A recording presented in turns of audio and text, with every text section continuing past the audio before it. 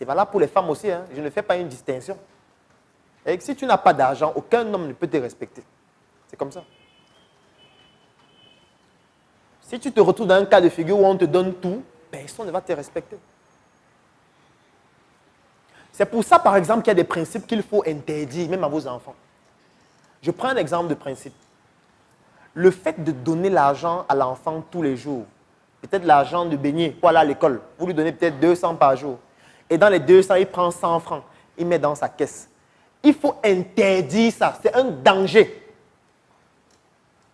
Vous êtes en train de fabriquer une bombe à retardement. Parce que vous êtes en train de faire comprendre à l'enfant qu'il peut épargner ce qu'il n'a pas produit. Donc vous lui donnez l'argent et il prend une partie, il épargne. C'est la même chose avec les femmes qui sont dans 10 réunions, mais elles ne travaillent pas. Donc une femme a son nom dans 10 réunions. Elle cotise chaque vendredi, chaque samedi, chaque dimanche, mais elle ne travaille pas. Ça veut dire que quand elle veut cotiser à la réunion, elle a les listes de diffusion sur WhatsApp. Je pense que vous savez ce que c'est qu'une liste de diffusion. Donc c'est une liste, on va voir ça dans le module sur le marketing. C'est une liste avec 256 numéros. Elle écrit, j'ai réunion samedi. Il faut 10 000 pour cotiser. Elle envoie dans la liste de diffusion. Ça envoie à 256 personnes en inbox. Et quelques temps après, les Orange Money arrivent. Et elle prend ça, elle cotise une partie. L'autre partie, elle fait la greffe. Elle va faire le shopping. Elle prend quelques photos pour Facebook. Et sa vie, c'est comme ça. C'est comme ça sa vie. C'est une bombe à retardement. C'est quelqu'un qui peut exploser à tout moment. Donc, il faut même avoir plus peur de cette personne que les gens qui lancent les sacs là. Parce qu'à tout moment, elle peut exploser. Parce qu'il suffit que la source de financement s'arrête pour que la personne devienne folle. C'est de ça qu'il s'agit. Quand vous n'avez pas pris l'habitude de corréler la valeur de l'argent à un travail que vous effectuez, vous devenez une bombe à retardement. Je vais terminer l'exemple sur l'argent. Parce qu'on peut parler. Normalement, il devrait y avoir un module sur l'argent, au moins de 6 heures de temps. Mais on va seulement se limiter à ça. Alors, un jour, je travaillais dans un chantier à la Cité Verte, quand je faisais 4e. On était dans un chantier, on était en train de faire les papins. Moi, j'aimais les jeux vidéo. Donc, quand ils voyaient un chantier quelque part, un endroit où on peut gagner de l'argent, je partais travailler. On me payait, je partais jouer aux jeux vidéo avec. Alors, ce qui se passait, c'est quoi? C'est qu'on est dans le chantier, on faisait les papins. On était avec un papa de plus de 45 ans, 50 ans. Il faisait aussi les papas avec nous. Mais il était lent, il faisait tout lentement. Dès qu'on a dans la pause, nous, on décide de continuer de faire les papins. Lui, il prend sa pause. Il y avait un bar à côté de la Cité Verte, pas loin du lycée. Il prend donc sa bière, il s'assoit au bar, il boit. Nous, on travaille. On a travaillé encore peut-être pendant 1h30. Lui, il était toujours au bar.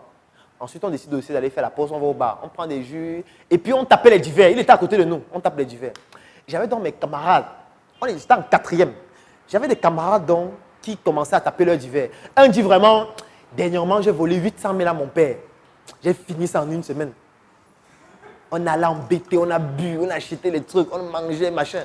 Chacun donnait son score. L'autre dit, j'ai pris 1 million. L'autre, non, moi j'ai pris 100 000, j'ai fini ça en une journée. Le père là buvait une petite Guinness. Et il nous observait. Il boit, il nous observe. On tape les divers, chacun donne ses scores. À un moment donné, il s'est levé. Il est venu vers nous. Il dit, mes enfants. Il s'interroge à la personne qui disait qu'il a fini 1 million là, en moins d'une semaine. Il lui pose la question, est-ce que tu peux finir 10 000? On commence à rire. Mais le père, c'est quelle question que tu poses? 10 000 c'est quoi? Il dit 10 000 c'est le transfert de crédit dans le téléphone. Il ne rit pas. Il repose la question. Est-ce que tu peux finir 5 000? On ne comprend pas où le père va en venir. Après, il repose la question autrement. Est-ce que tu peux creuser la terre de 5 000 jusqu'à on te donne l'argent, tu manges? On a compris maintenant. Alors, en fait, le père, quand il entend que oh, tu as pris 1 million, tu as fini en une semaine, tu as pris 800 000, il réfléchit que, attention, lui, sa journée de travail, c'est 3 000. Pour sa journée de travail, parfois, il peut faire 500 par pain pour avoir 3 000. Et toi, tu as 800 000, tu as fini en une semaine. En fait, c'est un traumatisme pour lui. Parce que ça veut dire que tu n'as pas une corrélation entre l'argent que tu es en train de dépenser et ce qu'il faut fournir pour avoir cet argent. C'est pour ça que tu le dépenses comme ça. Et il faut donc éviter que vos enfants ou quelqu'un dans votre entourage puisse avoir cette attitude-là, c'est-à-dire utiliser une somme d'argent sans comprendre la valeur.